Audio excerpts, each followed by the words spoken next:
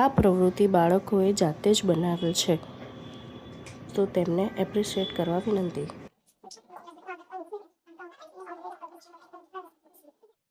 પ્રવૃત્તિ માટે સાધનો લીધા છે.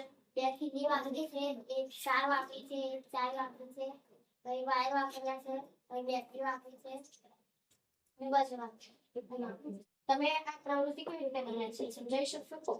એનામાં બે ખૂણે બે ખીલી લગાવવાની અને 4 વાયર, એક ગમે 4 વાયર લેવાના અને એક બલ્બ સાથે જોડવાનો ને એક પાછળથી સ્વિચ જોડે અને બેટરી હોય એક બેટરી લાઈને પુઠાની અંદર લગાવવાની અને એક વાયર એક બાજુ લગાવવાનો અને એક ખીલીથી આ બાજુ અને ચાવીને એક તાર બંને ખીલીની વચ્ચે લગાવવાની અને ખીલી એ તારમાં અંદર રાખવાની અને જો હવે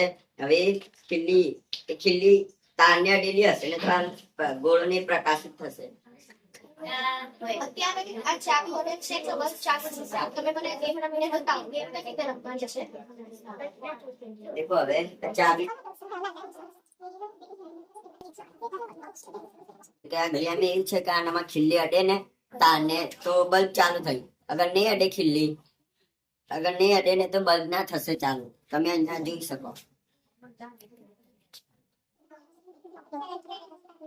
ચાવી અડેલી છે તો બલ્બ ચાલુ થયું છે.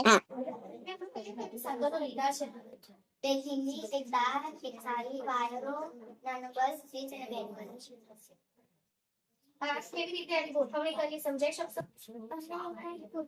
ચાવી લગાવી છે, ચાવીને અમે બલ્બ જોડે જોડીને પછી બલ્બને વાયર વડે અમે સ્વિચ જોડે જોડી દીધું. પછી સ્વિચને અમે બેટરી જોડે જોડીને છેલ્લે બેટરીને અમે ખીલી જોડે જોડી.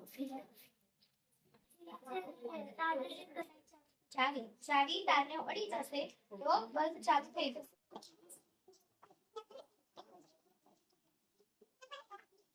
પડી જાય છે ચાવી.